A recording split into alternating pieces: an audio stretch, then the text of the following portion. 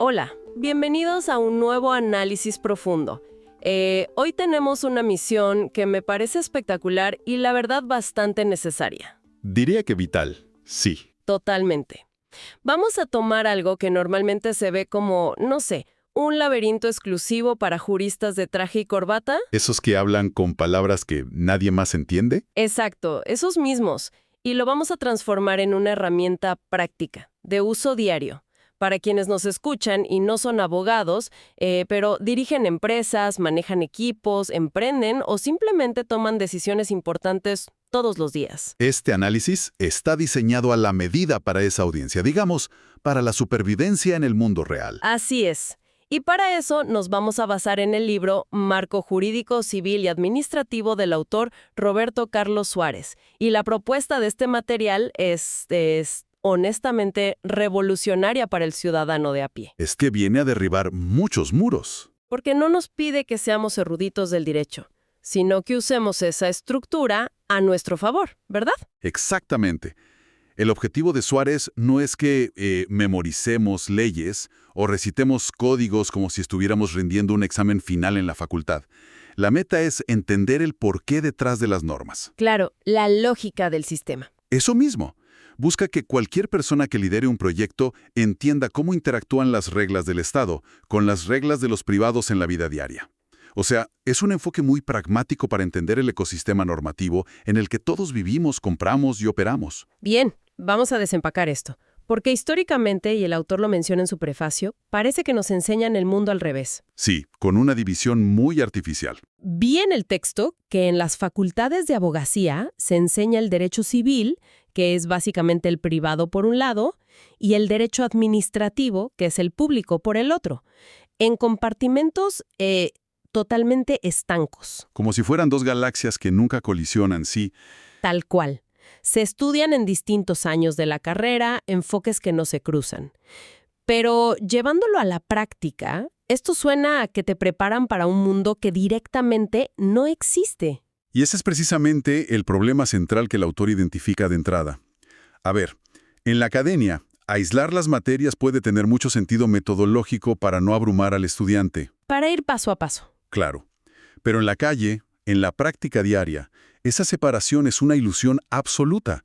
La realidad es que estas ramas chocan, se entrelazan y, dependen la una de la otra constantemente. El derecho no es una serie de libros polvorientos en una biblioteca antigua. Es algo mucho más dinámico. Es un tejido vivo. Me encanta esa imagen del tejido vivo. Para bajarlo a tierra, imaginemos a alguien de nuestra audiencia que decide abrir una cafetería de especialidad. Un proyecto hermoso. Encuentra el local perfecto y el primer paso lógico es firmar un contrato de alquiler con el dueño del inmueble. Un paso muy emocionante, por cierto. Totalmente. Y por lo que leí, eso sería puro derecho civil, ¿cierto? Un acuerdo privado entre dos personas donde el Estado, en principio, no se mete. Correcto. Ese contrato de locación es la máxima expresión del derecho privado. Dos voluntades poniéndose de acuerdo en un precio y en un plazo. Pero claro, aquí viene el golpe de realidad. El dueño de nuestra cafetería hipotética tiene las llaves, pinta el local, compra las máquinas de café y de repente se da cuenta de que no puede abrir las puertas al público así nomás. No, ni de casualidad. Necesita tramitar una habilitación comercial, pedir permisos, cumplir con normativas de seguridad y higiene que le exige el municipio o el gobierno de la ciudad. Y ahí, de golpe y porrazo...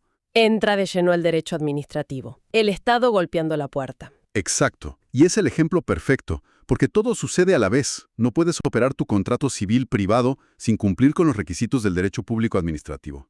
Comprender esta interrelación es lo que verdaderamente permite a los profesionales anticipar los dolores de cabeza.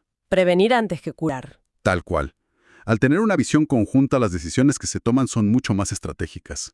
El derecho deja de verse como ese obstáculo burocrático insufrible y pasa a reconocerse como un instrumento de organización. Una herramienta a favor. Así es, el texto subraya que las organizaciones interactúan simultáneamente con ambos mundos, y solo con esta visión integrada se pueden evitar multas, clausuras o juicios interminables.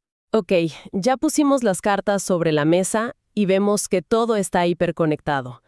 Ahora, para entender cómo funciona este engranaje gigante, el autor nos lleva a conocer la estructura misma del sistema legal.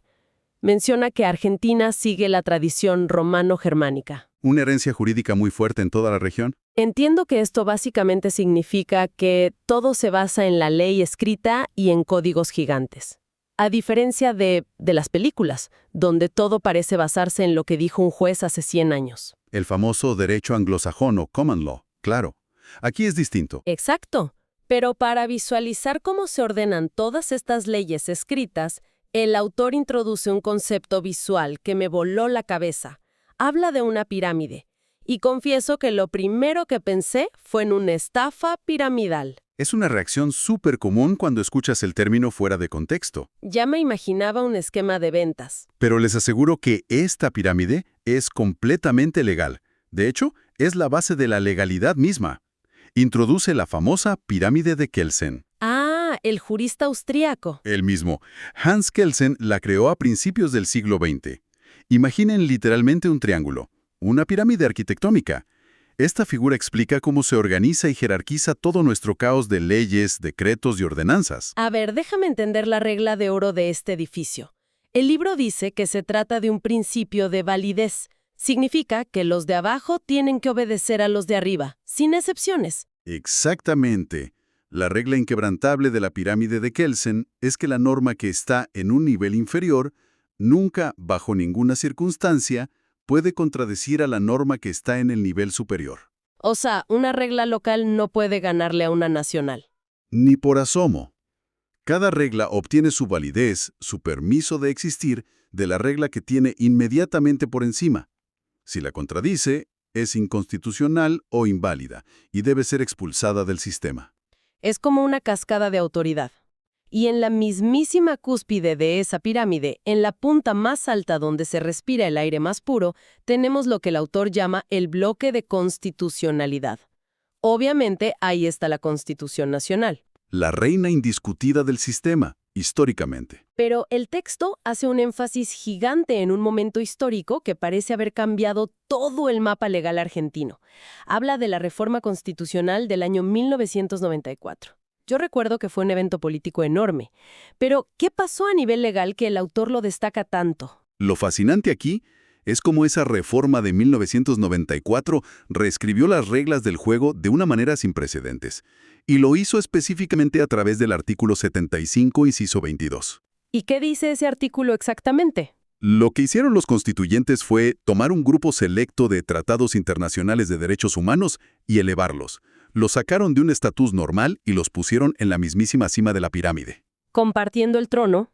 Exacto, compartiendo el trono con la propia Constitución Nacional de 1853. Espera, ¿me estás diciendo que un papel firmado en otro país, como en Costa Rica o en la sede de la ONU, tiene el mismo peso legal interno que la propia Constitución? Literalmente el mismo peso. Estamos hablando de instrumentos de un impacto global enorme, como la Declaración Universal de Derechos Humanos, el Pacto de San José de Costa Rica, la Convención sobre los Derechos del Niño. Todos pasaron a tener jerarquía constitucional. Todos. Conformaron lo que llamamos el bloque de constitucionalidad. Ya no hay una sola reina en la cima, ahora hay un Consejo Supremo. Pero, a ver, siendo abogada del diablo, en la práctica, ¿esto no hace que el sistema sea un caos? Si un tratado internacional pesa lo mismo que la Constitución, ¿qué pasa si el tratado dice una cosa y un juez local dice otra? Es una tensión real. Porque vi que el autor menciona un caso judicial específico del 2004 sobre esto, algo de un apellido Arancibia Clavel, pero no me quedó muy claro por qué le da tanta importancia. Es una duda excelente. El fallo Arancibia Clavel de 2004, dictado por la Corte Suprema de Justicia, es crucial porque resolvió exactamente esa tensión. ¿Y qué dijeron los jueces? La Corte consolidó la interpretación de que estos tratados no son simples sugerencias o, digamos, cartas de buenas intenciones. Dejó absolutamente claro que la Convención Americana sobre Derechos Humanos tiene vigencia interna directa. O sea, se aplica sí o sí. ¿Sí? Cualquier persona puede invocarla frente a cualquier tribunal local para defenderse. No hace falta que el Congreso dicte una ley intermedia para activar el tratado. Su aplicación es automática porque vive en la punta de la pirámide. Es como si tuviera un pase VIP directo a los tribunales. Tal cual. Y para quienes buscan aprender sobre este tema, es clave entender que simplemente estamos reportando la estructura legal que describe el autor, mostrando cómo se conformó este poder supremo sin entrar en debates ideológicos. Es la pura arquitectura del sistema. Ok, eso le da un poder brutal a los derechos humanos en el día a día. Entonces, si empezamos a descender por esta pirámide, bajando desde esa cúspide intocable, nos encontramos en el siguiente escalón con los demás tratados internacionales. Los que no son de derechos humanos. Claro, como los acuerdos comerciales del Mercosur o cosas así. Seguimos bajando y llegamos a las leyes nacionales, que son las que sanciona el Congreso. Imagino que aquí viven el famoso Código Civil y Comercial y el Código Penal. Ahí es donde residen, exactamente. Es el cuerpo normativo más grueso. De todo esto coexisten las normativas de cada provincia y ciudad, hasta llegar a la base. Y la base me pareció la parte más terrenal de todas. La base es sumamente interesante porque es donde el derecho se vuelve completamente tangible, donde verdaderamente lo tocamos con las manos en el día a día. ¿Qué encontramos ahí? En la base encontramos las normas individualizadas. Aquí están las sentencias específicas de los jueces, los contratos privados que firmas para comprar un auto usado y los convenios colectivos de trabajo. Ah, o sea que mi contrato de alquiler es una norma. Es una norma sí, pero aplica a personas o grupos específicos. Y recordando la regla de Kelsen, ese contrato de compraventa de un auto no puede contradecir al Código Civil, el cual no puede contradecir a la Constitución. Es una estructura perfecta, casi matemática. Ahora que tenemos la pirámide en mente, el autor nos propone dividir este mapa legal para entender las áreas de acción. Mencionábamos la separación clásica al principio. Por un lado, el derecho público, Donde el Estado interviene con su poder de mando. regulando cosas que no podemos negociar como el derecho penal. Yo no puedo negociar cuántos años voy presa si cometo un delito. Definitivamente no. Eso es orden público puro. Y por el otro lado, el derecho privado, que es el reino de la autonomía de la voluntad, donde los particulares negocian libremente sus contratos. Pero el texto hace una pausa dramática cuando llega al derecho laboral. Dice que no encaja en ninguna de estas dos cajas. Así es. El texto nos advierte que esta división tan tajante tiene grietas importantes. En la región, y muy marcadamente en Argentina, el derecho laboral se ha consolidado como una rama totalmente autónoma. Es un híbrido fascinante. ¿Y por qué ocurre eso? Porque, volviendo a nuestra cafetería hipotética, si el dueño contrata a una barista para atender la máquina de espresso, firman un contrato de trabajo. A simple vista, eso parece un acuerdo puramente privado, entre la cafetería y la empleada, igual que el alquiler del local. Lo parece en la superficie, pero el derecho laboral parte de una premisa completamente distinta a la del derecho civil. ¿Cuál sería? Reconoce que en esa relación privada existe una asimetría de poder estructural. El empleador y el empleado no negocian en igualdad de condiciones. Quien ofrece el empleo tiene la sartén por el mango. Por lo tanto, el derecho laboral adopta un carácter profundamente tuitivo. Pausa ahí. Tuitivo. Esa es una palabra que no escucho todos los días en la fila del supermercado. ¿Qué significa exactamente en este contexto? Tuitivo significa simplemente protector. Actúa como un escudo protector. Ah, entiendo. El Estado equilibrando la balanza. Exactamente. Como el Estado sabe que el empleado está en desventaja, establece principios que son de orden público y que no se pueden modificar ni siquiera si ambas partes están de acuerdo de forma privada. Por ejemplo, El ejemplo más claro es la irrenunciabilidad de los derechos. La barista de tu cafetería no puede firmar un contrato diciendo renuncio a tener vacaciones pagas a cambio de que me contraten. aunque ella misma quiera firmarlo por necesidad. Aunque ella lo firme de puño y letra, la ley anula esa cláusula automáticamente, porque viola ese piso protector. Esa mezcla de un contrato privado, pero con una fuerte intervención del Estado, ubica el derecho laboral en un espacio intermedio único. Es como si el Estado dijera, pueden negociar, claro, pero yo pongo un piso de cemento armado de derechos que nadie puede perforar. Me hace mucho sentido. Y siguiendo con esta línea de cómo el mundo moderno rompe los moldes clásicos de público o privado, el autor enumera tendencias contemporáneas que están creando nuevas fronteras legales.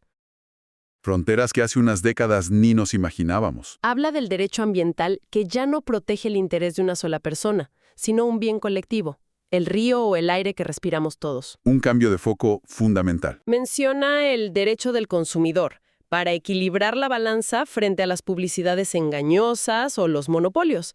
Y ni hablar del derecho informático y tecnológico, que está corriendo una maratón intentando seguirle el ritmo a cosas como la inteligencia artificial. Es que el derecho siempre corre un poco por detrás de la realidad social. Tiene que evolucionar para no quedar obsoleto. Pero a pesar de que aparezcan todas estas ramas nuevas y modernas, el autor destaca que hay reglas del juego que son inmutables. Los cimientos del edificio. Exacto. Hay cimientos subterráneos que sostienen toda la pirámide, y los llama los principios fundamentales. Y ojo, no son simples sugerencias de buenas prácticas o consejos amistosos, son la base axiológica de todo el sistema. Axiológica. Otra palabra de Domingo. Básicamente estamos hablando del sistema de valores profundos de una sociedad, ¿verdad? Sí, son los valores supremos que el sistema legal decide proteger a toda costa, pase lo que pase. Entonces, ¿qué significa todo esto en la práctica? ¿Cuáles son esos principios? El primero que detalla el autor es el principio de legalidad, que es un pilar absoluto para cualquier democracia. Ninguna conducta puede ser castigada por el Estado si no hay una ley previa y escrita que diga que eso es un delito. La clásica fórmula en latín que cita el texto: nullum crimen, nulla pena sine legge. Ningún crimen, ninguna pena sin ley. Una regla de oro. O sea, se inventa una forma totalmente nueva de evadir un trámite, algo que a nadie se le había ocurrido antes con una computadora.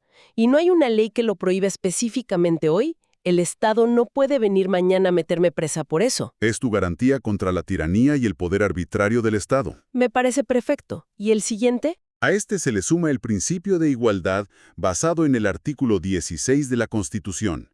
Este principio establece que no pueden existir privilegios injustificados. Exige un trato equitativo para todos. El texto menciona claramente que no existen las prerrogativas de sangre. O sea, nada de títulos de nobleza para librarse de una multa de tránsito. No sirve de nada decir, usted no sabe quién soy yo. Tal cual. La ley es ciega ante tu linaje o tu cuenta bancaria. Y luego tenemos un tercer pilar, que es el principio de seguridad jurídica. Ese suena a que necesitamos saber a qué atenernos antes de salir a la calle, ¿no? Saber las reglas del juego. Es la previsibilidad misma. Permite que la sociedad civil y las empresas confíen en el sistema para invertir, planificar y vivir tranquilos. El texto da un ejemplo muy claro, que es la prohibición de la retroactividad de una ley, especialmente en materia penal. A ver, explícame eso con un ejemplo cotidiano. Si alguien comete una infracción hoy, y mañana el Congreso aprueba una ley que castiga esa misma infracción con penas de cárcel, no se le puede aplicar esa nueva ley más dura de forma retroactiva al que lo hizo ayer. Las reglas del juego no se pueden cambiar a mitad del partido para perjudicarte. Exactamente. Eso destruiría la confianza en el sistema. Me hace muchísimo sentido todo esto. Pero a la hora de leer la ley en el mundo real, ¿cómo hacen los jueces? Porque imagino que no se trata solo de agarrar un diccionario y leer literalmente lo que dice la coma y el punto del artículo. Tiene que haber algo más, ¿no? Y definitivamente lo hay. El texto explica que la interpretación literal o gramatical es apenas el primer paso. El juez mira el texto, sí, pero usa múltiples métodos para no quedarse en una lectura fría y aislada que podría llevar a una injusticia terrible. ¿Qué otros métodos usan? Utilicen el método sistemático, que significa leer esa norma conectada con toda la pirámide de Kelsen, para que no desentone con el resto del sistema. Claro, no puedes leer una ordenanza de tránsito olvidándote de que existe la Constitución arriba de todo. Sería un error garrafal. También usan el método histórico, que busca meterse en la cabeza del legislador de la época. Entender el contexto. Sí, intenta entender cuál fue la intención original al crear esa norma, qué crisis social intentaban apagar en ese momento histórico puntual. Y finalmente, el método teleológico, que para mí es el que requiere mayor agudeza intelectual. Teleológico. Suena a telescopio, a mirar a lo lejos. ¿Busca un propósito final? Qué buena analogía, sí. Busca el fin último de la norma, los valores sociales que la ley pretendía proteger. Esto le otorga a los jueces mucha flexibilidad para que la aplicación de una ley antigua responda a objetivos reales de justicia hoy, y no se vuelva un mero tecnicismo robótico. Eso evita que el sistema se vuelva de piedra. Y todo esto lleva al autor a una conclusión fundamental. El derecho necesita salir de su propia burbuja. Menciona una conexión interdisciplinaria constante. Trabajar con otras ciencias. El derecho no puede sobrevivir sin nutrirse de la filosofía, que aporta el debate ético sobre qué es justo.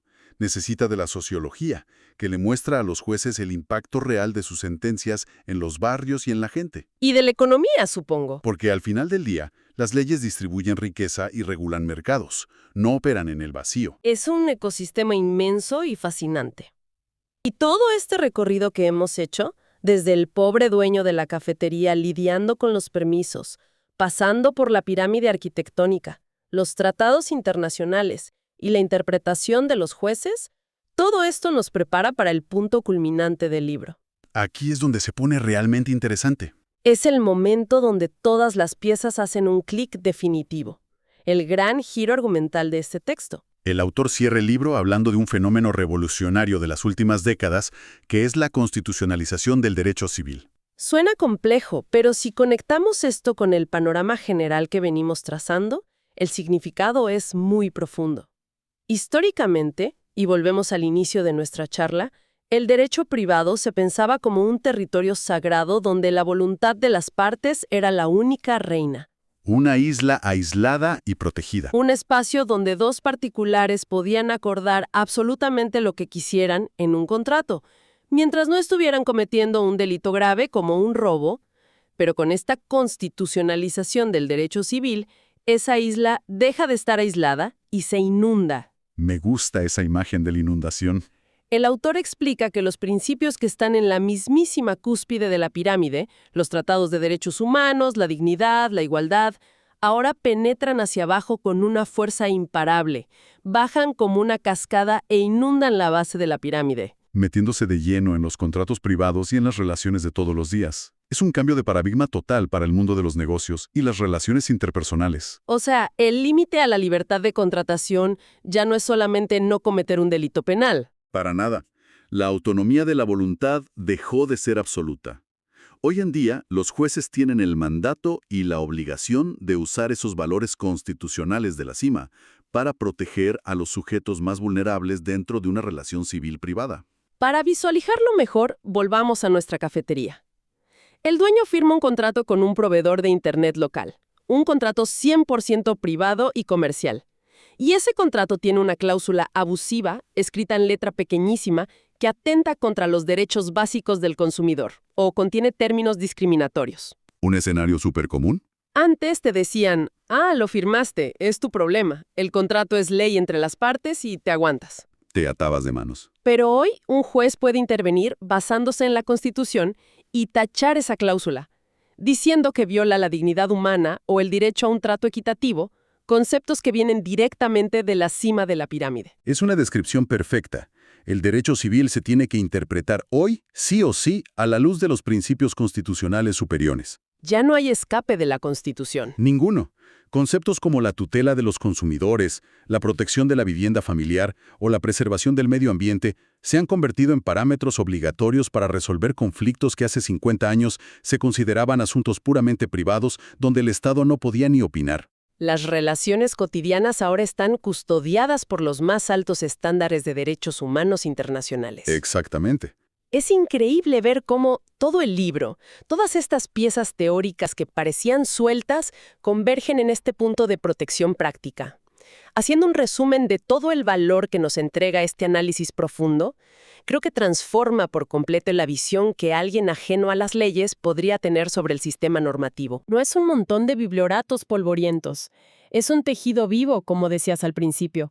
Es una estructura jerárquica milimétrica, la pirámide de Kelsen, pero a la vez está profundamente conectada. Todo se retroalimenta. Vimos cómo los valores humanos más altos, firmados en cumbres internacionales a miles de kilómetros, terminan bajando como una cascada para regular el contrato de alquiler de una cafetería de barrio o la compra de un electrodoméstico. Y al final, la teoría jurídica deja de ser teoría para convertirse en una herramienta real de gestión, de prevención de crisis en las empresas y, en última instancia, de justicia cotidiana. Una brújula para tomar mejores decisiones. Totalmente. Y esto, analizando hacia dónde vamos, plantea una reflexión final que me surge naturalmente al observar esta evolución constante de la constitucionalización. A ver, ¿hacia dónde nos lleva este hilo invisible? Pensemos en el futuro inmediato. Sí, como señala el texto, la voluntad en los contratos civiles ya no es absoluta, porque está limitada por la protección constitucional de la cima de la pirámide, la pregunta es, ¿cómo interpretarán los jueces del futuro la base de la pirámide frente a los gigantes tecnológicos? Uf, ese es un terreno inmenso.